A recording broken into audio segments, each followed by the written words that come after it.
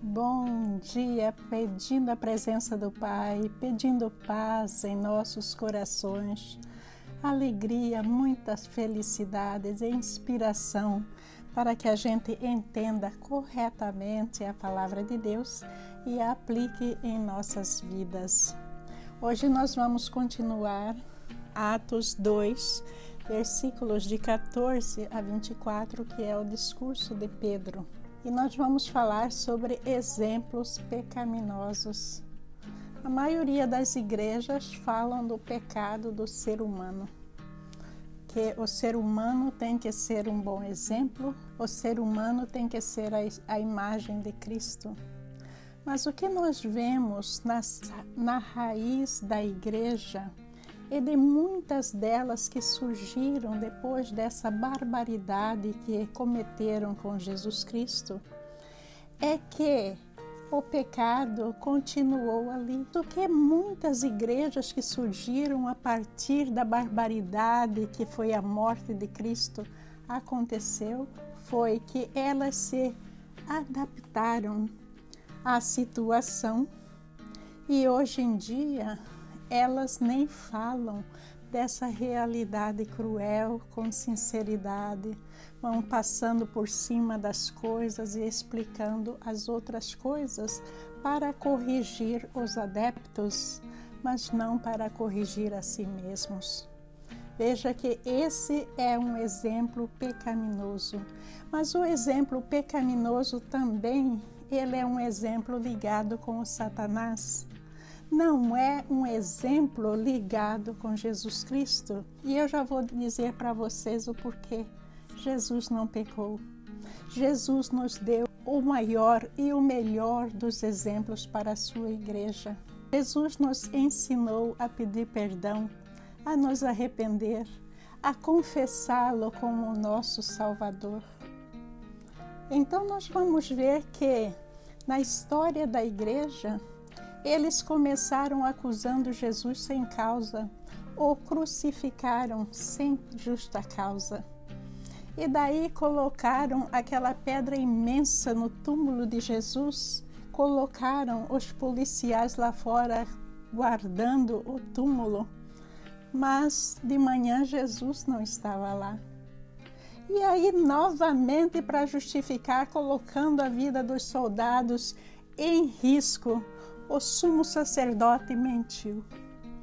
Mentiu e disse que arcaria com as consequências se os guardas fossem pegos. Mas veja que essa mentira continua até hoje. Jesus ressuscitou.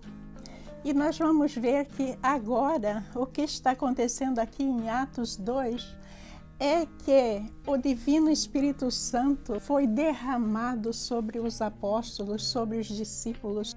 E o que é que essa multidão incrédula fez?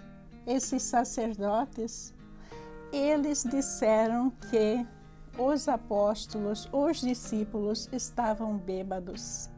Leitura de Atos, capítulo 2, versículos de 14 a 24.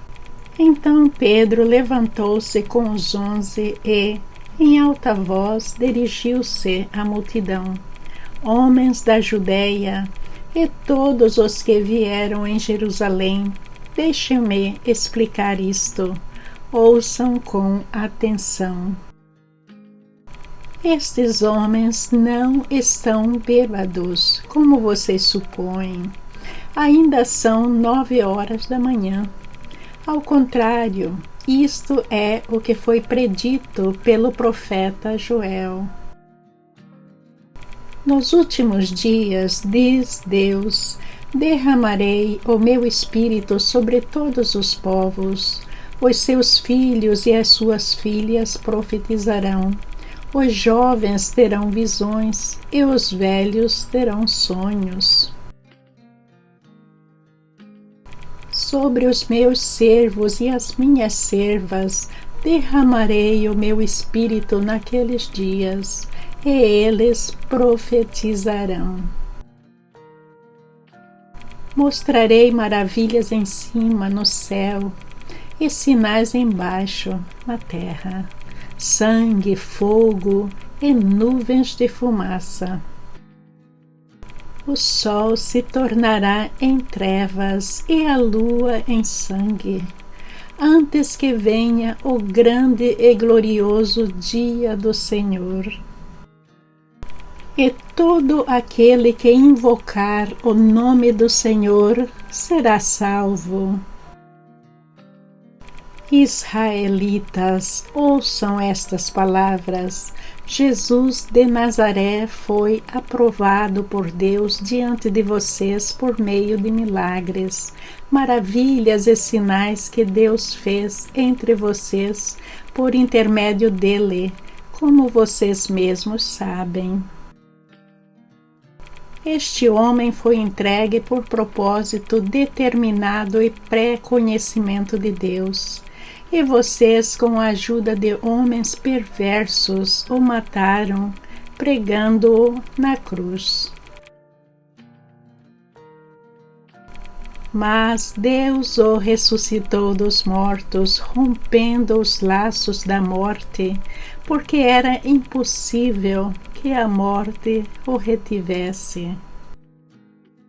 E daí, no meio de tanta chacota, tantas acusações sem fundamentos, o apóstolo Pedro levantou-se e começou a explicar para eles que eles não estavam bêbados, dirigindo-se cara a cara aos homens que vivem na Judéia e aos judeus.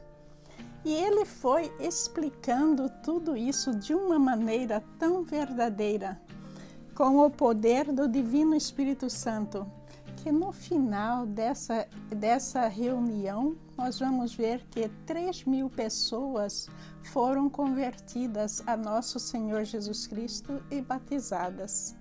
Os que acreditaram nas palavras de Pedro foram batizados, e naquele dia houve um acréscimo de cerca de 3.000 pessoas. Atos 2, versículo 41. Dos versículos 17 a 21, Pedro vai repetir exatamente a profecia de Joel. E a profecia de Joel está no capítulo 2. Nós vamos ver que essa profecia, ela é muito importante, porque é uma profecia que abrange desde a vinda de Jesus aqui, a primeira vez, até a segunda vez que ele está por vir. E está descrevendo esses fenômenos, inclusive alguns fenômenos que estavam acontecendo ali e que eles não entendiam. Mas por que a referência de Joel? Porque o sumo sacerdote, os romanos, essa plateia, eles seguiam a lei do Torá, que está no Antigo Testamento, e os profetas do Antigo Testamento. Joel era um profeta do Antigo Testamento, então eles com certeza conheciam essa profecia. Mas com a fala de Pedro, eles iriam começar a imaginar que a semelhança com os fatos que eles tinham presenciado durante toda a vida de Jesus, a crucificação e a ressurreição, são muito semelhantes com essa profecia e não tinha como duvidar. E essa profecia vai falar das maravilhas no céu e na terra. Algumas das maravilhas eles presenciaram durante a crucificação e também a ressurreição de Cristo. E as outras maravilhas estão para acontecer no final dos tempos, no dia do Senhor. O que é o dia do Senhor? É o dia em que Jesus vai vir. Então, até esse dia, quando os sinais começarem a vir, todo cristão tem a oportunidade de se arrepender, genuinamente arrepender e aceitar Jesus como seu Salvador e de transformar as suas vidas.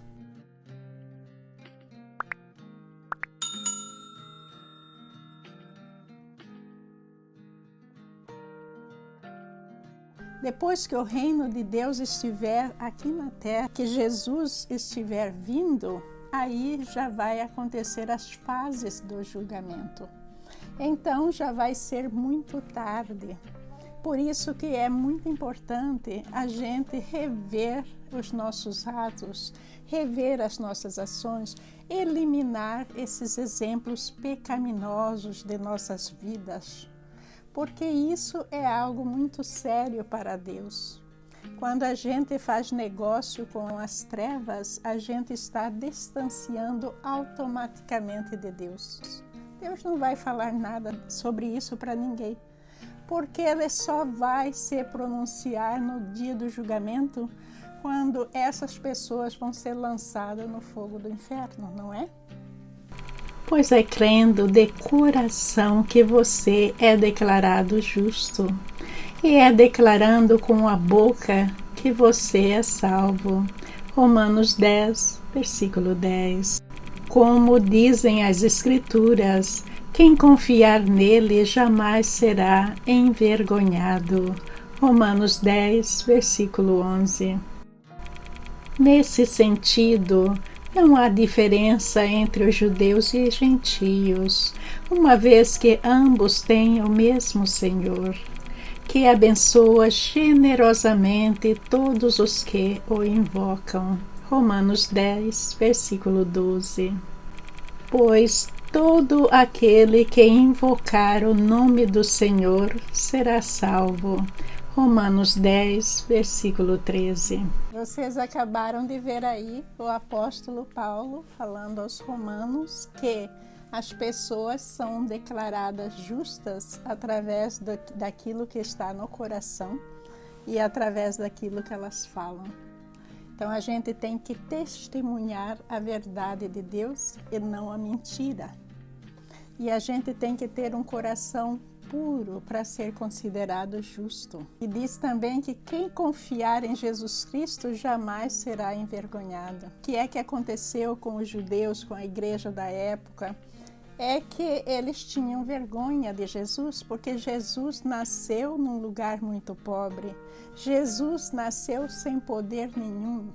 Ele usava aquelas vestes muito simples, a precatinha nos pés. Então veja que Herodes foi o primeiro a querer eliminar Jesus da face da terra. Por quê? Porque ele representava um perigo para o seu reinado. Nos últimos versículos nós vamos ver que só um homem tomado pelo Espírito Santo poderia estar ali na frente de uma plateia demoníaca e os acusar como Pedro os acusou.